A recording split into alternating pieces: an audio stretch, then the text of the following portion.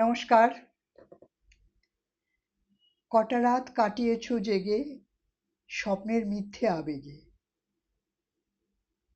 আমাদের জীবনে এরকম অনেক বিনিদ্র রাত্রি কাটে, সেই রাতগুলো বড্ড বেশি দীর্ঘ হয়। কখনো সেটা দুঃখের হয়, যার জন্য রাত আর কাটতেই না। আর কখনো রাত খুব ছোট হয়, যখন সুখের মুহূর্তগুলো হয়। মান্নাদের একটা গান আছে, কটা রাত কাটিয়েছো জেগে স্বপ্নের মিথ্যে আবেগে। গানটা যখন শুনি মনে হয় যে সত্যিই তো, স্বপ্নের মিথ্যে আবেগে জীবনের অনেকগুলো রাত বিনিদ্রভাবে কেটে গেল। এই বিনিদ্র রজনীর পেছনে কি কারণ ছিল? আসুন একটা খাতা আর কলম নিয়ে বসি। আপনিও বসুন, আমিও বসি। বিনিদ্র রাত যখন যখন আমরা কাটিয়েছি, যে রাতগুলো খুব লম্বা ছিল, সূর্য উঠছেই না, মনে হচ্ছে আর ভোর হচ্ছে না, কখন অন্ধকার কাটবে, কখন সকাল হবে, কখন পাখি ডাকবে। প্রতিটা মুহূর্ত যেন খুব ভারী। সেই প্রত্যেকটা কারণগুলো আজকে আমরা এক এক করে লিখতে বসি। কখনো রিলেশনশিপে প্রবলেম, যে কারণে কিচ্ছু ভাল লাগছে না, যা জামা কাপড়, খাওয়া পড়া, টাকা পয়সা, কেরিয়ার, সব কিছুই যেন বিস্বাদ, সব কিছুই যেন জীবনে টেস্টলেস। এই জন্য বললাম টেস্টলেস, তার কারণ হচ্ছে আমরা ভালো জামা কাপড় যখন পরি তখন একটা সুন্দর অনুভূতি আমরা পাই, তখন সেই অনুভূতিটা আর থাকে না। অনুভূতিও তো একটা স্বাদ। শুধু আমরা খাদ্য গ্রহণ করলাম, জিভে টক ঝাল মিষ্টি লাগলো, সেটাই কিন্তু শুধু টেস্ট না। টেস্ট আরো অনেক কিছুই আছে, যেগুলো আমরা গন্ধ নিই। গন্ধ নেওয়াও একটা অনুভব। সেই গন্ধের মাধ্যমে বিভিন্ন রকম মাথায় ক্রিয়া প্রক্রিয়া আমাদের হয়। তো বিনিদ্র রজনীর কথায় ফিরে আসি। রিলেশনশিপের প্রবলেমের জন্য আমরা অনেক বিনিদ্র রজনী কাটিয়েছি। বিভিন্ন, আমিও কাটিয়েছি, আমার বন্ধুরাও, কেউ না কেউ, বেশিরভাগ মানুষই কিছু না কিছু রিলেশনশিপের প্রবলেম তাদের চলে। বা কেউ কেরিয়ার নিয়ে খুব উদ্বিগ্ন, যে যাই করি না কেন কেরিয়ার কিছুতেই ঠিকঠাক হচ্ছে না, ঘুম আর আসে না, সব কিছুই যেন মনে হয় যে যাই করছি ফল তো কিছু আসছে না, শুধু খেটেই যাচ্ছি খেটেই যাচ্ছি, ঘুম আর আসে না, রাত কেটে যায়, সকাল হয়ে যায়। কেউ কারোর সন্তান নিয়ে বিনিদ্র রাত কাটায়, যে আমার সন্তানের ভাগ্যে কি আছে, তাকে কেমনভাবে, তার কেরিয়ার কেমন হবে, তার লাভ লাইফ, রিলেশন লাইফ কেমন হবে, তার জীবনটা কেমনভাবে চলবে, সেই চিন্তায় উদ্বিগ্ন হয়ে থাকি। বয়স অনুযায়ী আস্তে আস্তে এই লিস্টের বিষয়বস্তুগুলো বদলে যায়। কম বয়স, বেশি বয়সে, সব বয়সের রিলেশনশিপ নিয়ে একটা থাকে। এবার এক এক করে যখন আমরা এবার লিখতে বসবো এবং লিখবো, লেখার পরে পাশে আমরা কি হলে আমাদের এই বিনিদ্র রাতগুলো কষ্টের হতো না, দুঃখের হতো না, সুখের হতো, কারণগুলো লিখবো, যে আমার এই কারণে আমার রিলেশনশিপে এই সমস্যা হয়েছে, তার জন্য আমার ঘুম আসেনি, আমি কষ্ট পেয়েছি, আমার কান্না পেয়েছি, আমার বালিশ ভিজে গেছে, এবং সকালবেলা মাথা খুব ভারী, সারাটা দিন আমার খারাপ কেটেছে। এক নম্বর গেল রিলেশনশিপ। দু নম্বর কেরিয়ার। কেরিয়ারে কি এমন আমার কারণ, যে কারণে আমি চাইছি যে জায়গাটা অ্যাচিভ করতে, সেটা আমি অ্যাচিভ করতে পারছি না। সেগুলো আমরা প্রত্যেকেই আমাদের মনের ভেতর থেকে আমরা ফিল করি যে এই কাজগুলো করলে জিনিসটা আমার এগিয়ে যাবে, আমি পারছি না, কেন পারছি না। বা যদি কারো সন্তান রিলেটেড হয়, তাহলে লিখতে হবে যে আমার সন্তানের এই বিষয়গুলো আমি চিন্তা করছি, কেন চিন্তা করছি, কি কি হলে, কেন চিন্তা করছি আগে লিখলাম, পাশের একটা কলমে লিখলাম কি হলে আমি হ্যাপি ফিল করব, এবং আমার বিনিদ্র রজনীটা সুখে কাটবে। আমাদের নিজেদের যা কিছু সমস্যা আমরা নিজেরাই সলভ করব। কাউকে প্রয়োজন নেই। শুধু একটা পরিচ্ছন্ন চিন্তা করার ইচ্ছে প্রকাশ করা যে আমি আমার নিজের সম্পর্কে, আমার ভাবনার সম্পর্কে আমি একটা পরিচ্ছন্ন চিন্তা করব। সেই পরিচ্ছন্ন চিন্তাটা প্রথমে আমি কি ভেবেছিলাম, তার জন্য আমার কি কষ্ট হয়েছে এবং সেই কারণে আমার ঘুম হয়নি, সেইটা প্রথমে ভাবলাম, লিখলাম।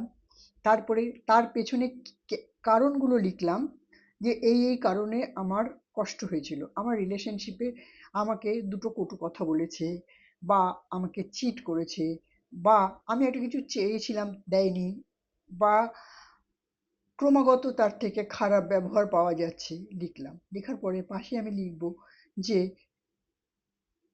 আমি কি এগুলোর ডিজার্ভ করি? যদি আমি ডিজার্ভ করি, যে হ্যাঁ আমি এগুলো পেতে ডিজার্ভ করি, তাহলে আমি হ্যাঁ লিখব। আর যদি আমি ডিজার্ভ না করি, তাহলে আমি না লিখব। এবং না লেখার পর আমি চিন্তা করব যে এইগুলো যে করছে আমার সাথে, সে যাতে ভবিষ্যতে কখনো আমার সাথে আর এই কাজ না করতে পারে। এবং আমাকে টেকেন ফর গ্র্যান্টেড নিয়ে নিয়েছে, এই টেকেন ফর গ্র্যান্টেড ব্যাপারটাকে হাঁটাতে হবে। কিভাবে হাঁটাবো?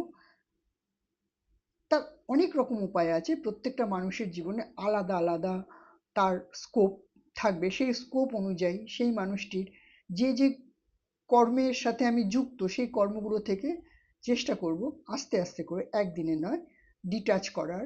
ডিটাচ করার পর নিজের মনকে তৈরি করব যে এইরকম ব্যবহার করতে আমি দেব না আমার সাথে। রিলেশনশিপ এটা গেল। এবার যদি কেরিয়ার রিলেটেড হয়, তাহলে কেরিয়ারে আমরা দেখব যে আমার কি ভুল আছে যার জন্য আমি এটা, যে জায়গাটা আমি অ্যাচিভ করতে চাইছি, আমার কি কোনো একটা কোয়ালিফিকেশন এর জায়গা কম আছে যের জন্য আমি ওই জায়গাটায় পৌঁছতে পারছি না, তাহলে সেই কাজটা আমি কমপ্লিট করব। যদি আমার বস বা এরকম কেউ আমার প্রতি প্রতিহিংসা পরায়ণ হয়ে আমাকে সেই জায়গাটা অ্যাচিভ করতে দিচ্ছে না, তাহলে আমি নিজেকে এমনভাবে তৈরি করব যে উনি চাক বা না চাক কিচ্ছু যায় আসে না, আমি ওনাকে টপকে তার পরের লাইনে চলে যাব। এই ক্ষমতা কিন্তু আমাদের প্রত্যেকের মধ্যে আছে। শুধু আমরা না কাজে লাগাতে ভয় পাই। ভাবি যে যদি আমি এটা করতে যাই, তাহলে যদি আমার চাকরিটা চলে যায়, যদি চাকরিটা চলে যায়, তাহলে ওই চাকরিটা আপনার জন্য নয়, আপনার জন্য আরো বড় ভালো কিছু অপেক্ষা করছে। যদি প্রত্যেকদিন কোনো জায়গায় কেউ অ্যাবিউজ হয় বা মানসিক নির্যাতনের শিকার হয়, সেই নির্যাতন বা অ্যাবিউজটাকে যদি নিজে প্রোটেস্ট না করে, আপনার হয়ে কেউ প্রোটেস্ট করবে না। একদিন দুদিন আপনি যখন কাউকে গল্প করবেন, বলবে হ্যাঁ হ্যাঁ খুব খারাপ লাগছে তোর সাথে এরকম একটা হলো, একদম ভাল লাগছে না। ৩ দিনের পর, ফোর্থ ডেতে, তারা মনে মনে আপনার সম্পর্কে পোষণ করবে যে ভীষণ ঘ্যান ঘ্যান করে, নিজের সমস্যা নিজে সমাধান করতে পারে না, আমাদেরকে জ্বালাচ্ছে, বা নিজের সমস্যার মধ্যে আমাদেরকে জড়াচ্ছে। যে কোনো দুটোই হতে পারে।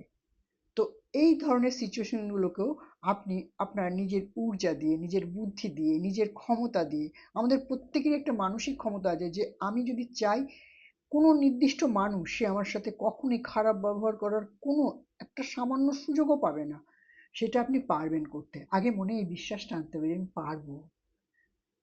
আপনি যখন বিশ্বাস করবে, তখন আপনি অর্ধেক পথ অলরেডি পেরিয়ে গেছেন, আর অর্ধেক পথ আপনাকে কর্ম করে কমপ্লিট করতে হবে। ৩ নম্বর হচ্ছে সন্তান রিলেটেড। যদি কোনো সমস্যা দেখেন যে সন্তানকে নিয়ে, তার কেরিয়ার নিয়ে, বা তার বিবাহ লাইফ নিয়ে, বা তার আনুষঙ্গিক অন্য কোনো জীবন নিয়ে আপনার খুব চিন্তা হচ্ছে, সেটাও লিখুন। এই কারণে আমার সন্তানকে নিয়ে চিন্তা হচ্ছে। তাহলে কীরকমভাবে আমার সন্তানকে গাইড করলে বা তাকে সুন্দরভাবে যদি আমি সাহায্য করি, তাহলে কিভাবে সে এটা থেকে উদ্ধার পাবে। কেন সে উদ্ধার যদি পায়, তাহলে আপনার মনেও শান্তি আসবে এবং আপনিও সুখে শান্তিতে চলতে পারবেন সন্তানের সাথে। এবং সন্তানের সাথে থাকবেন এবং তাকে মনে ভরসা যোগাবেন, সাহস যোগাবেন যে আমরা আছি তোমার সাথে। তোমার ভয় কি? তুমি তোমার জীবনকে আগে বাড়াও, আমরা সাথে আছি। তোমার লড়াইটা তোমাকেই করতে হবে, কিন্তু আমরা পেছন থেকে সব সময় তোমারকে ব্যাকআপ করব এবং আমাদের আমাদের দুজনের হাত তোমার মাথায় আছে। দেখবেন সন্তানের মধ্যে একটা ভীষণ এন্থু সৃষ্টি হবে এবং সে পারবে করতে। তাকে প্রথম ও প্রধান যেটা বলতে হবে যে তুমি পারবে, তোমার দ্বারা হবে, তুমিই পারবে, মা বাবার সাহায্য লাগবে না।